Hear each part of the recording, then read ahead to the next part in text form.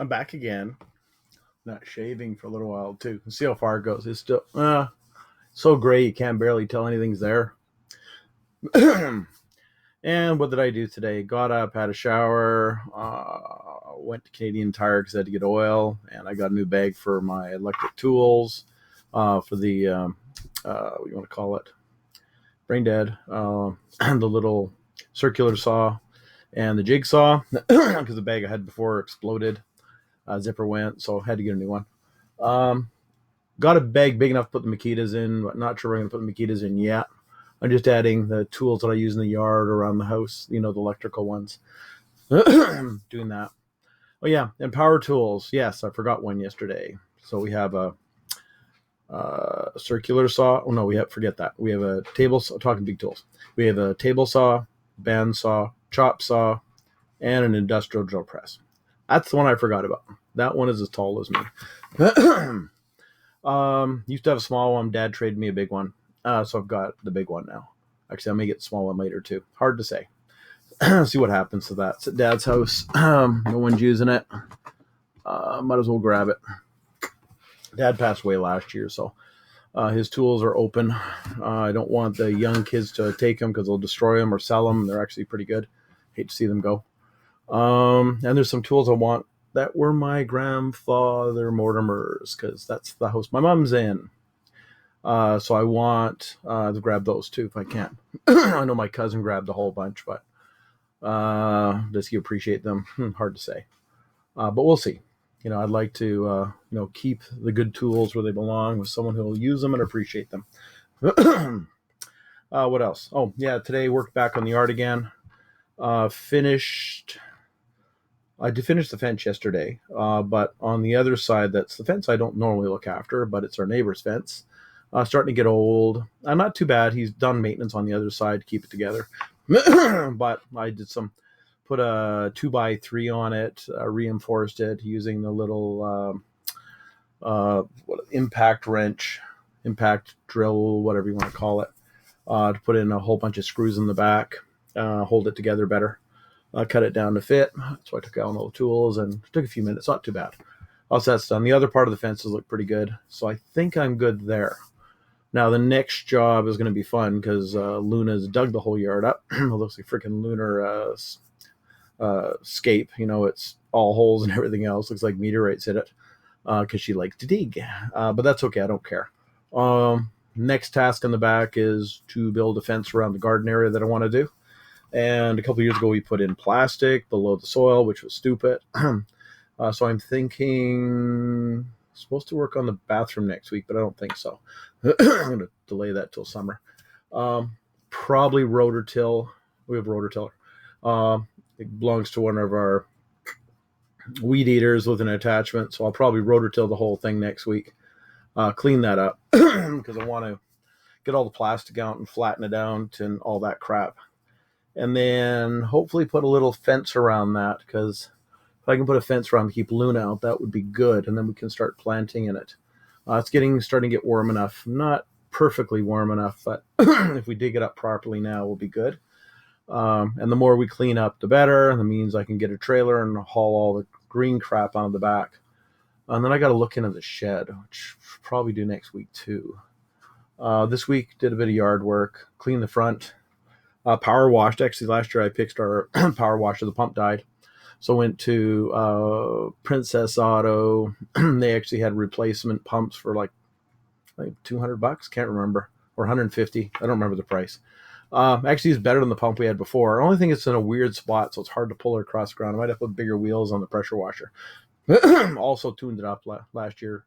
Ripped it apart. Nice pull. Boom. Started better than it ever did.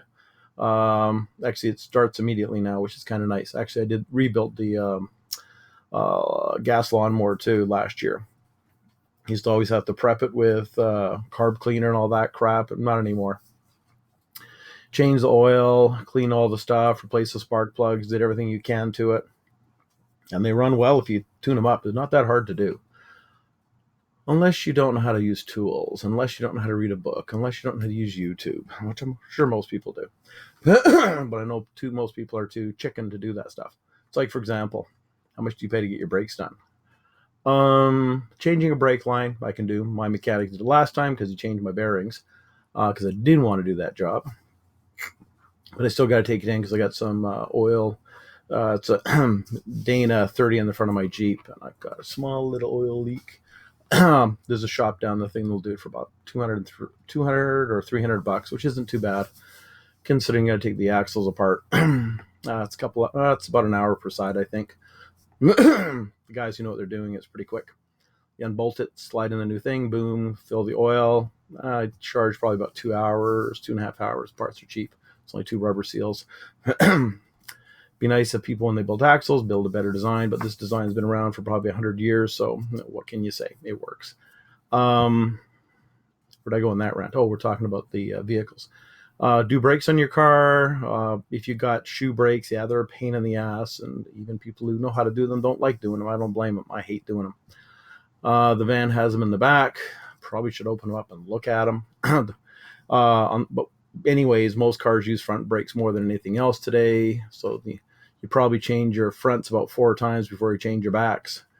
On the Jeep, there are discs in the back and the front, but the park brake is freaking shoes, which I hate. So brake pads I change all the time. On the back, don't need to normally change the discs because you don't use the braking that often back there. That's how they stop. They're mostly front. But the fronts, I normally replace the discs and the brake pads, and it's easy. And I don't buy cheap crap. I normally buy some really good brake pads. I don't care where you buy them. I normally go to Lordco because I can get a discount. So this way I get really nice brake pads, and I don't get drilled ones for the Jeep.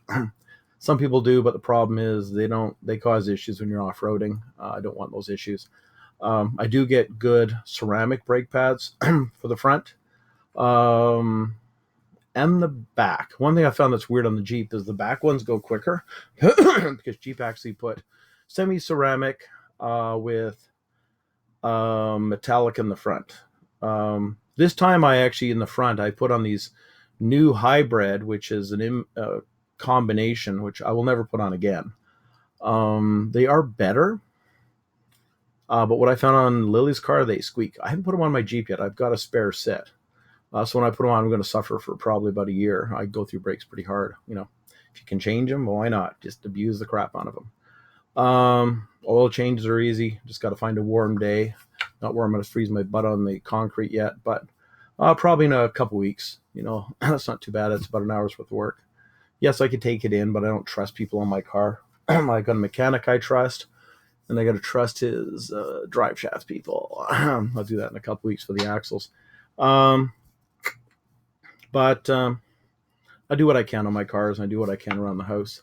I do need to get a plumber in to do something I don't want to do. I can do it. I just don't want to do it. I'd rather have someone who knows what they're doing, and that's the main shutoff valve. When they built the house, they put in a shutoff with a rubber bushing, which is stupid as hell.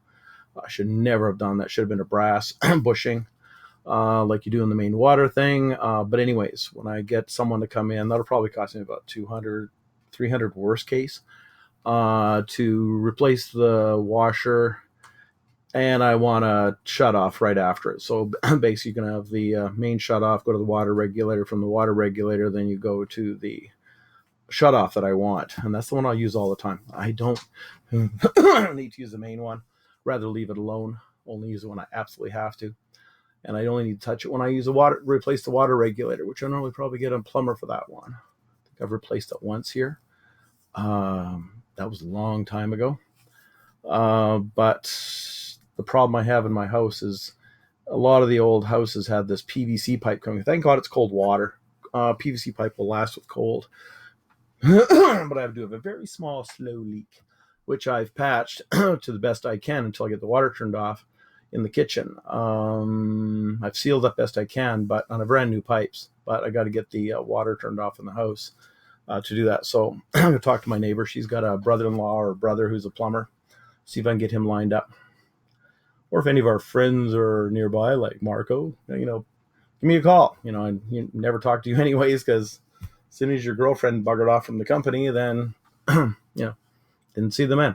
But either way, got to find a plumber for that. I've got another plumber friend. I just don't know if I want to use him. I'd rather use a plumber than a combination guy. I think they're better at what they do because they do it all the time. But we'll see. I'll just have to check around, or I'll check with my mom's plumber. If he works out in the down here, I'll get him to come in because I trust him. He's actually quite good. I'm drinking blueberry juice, unsweetened.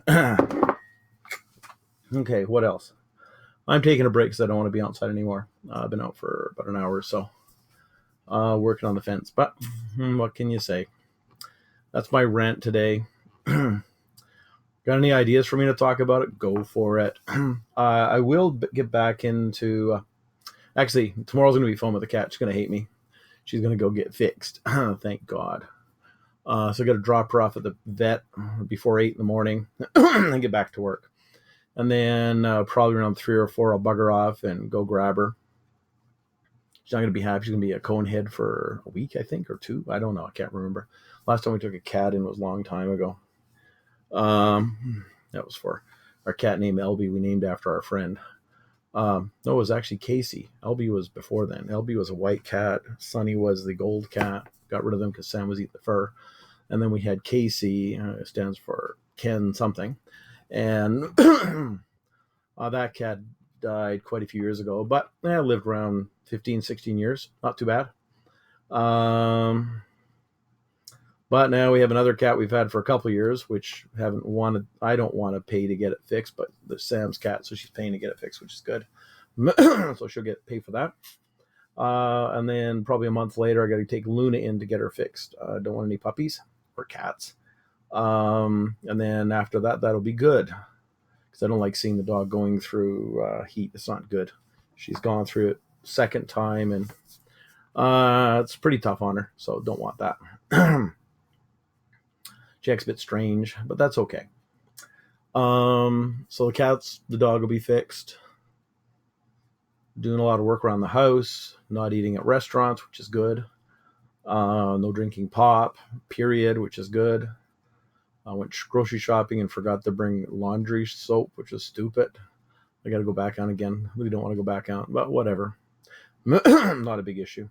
No one's home anyway, so I can do whatever I want.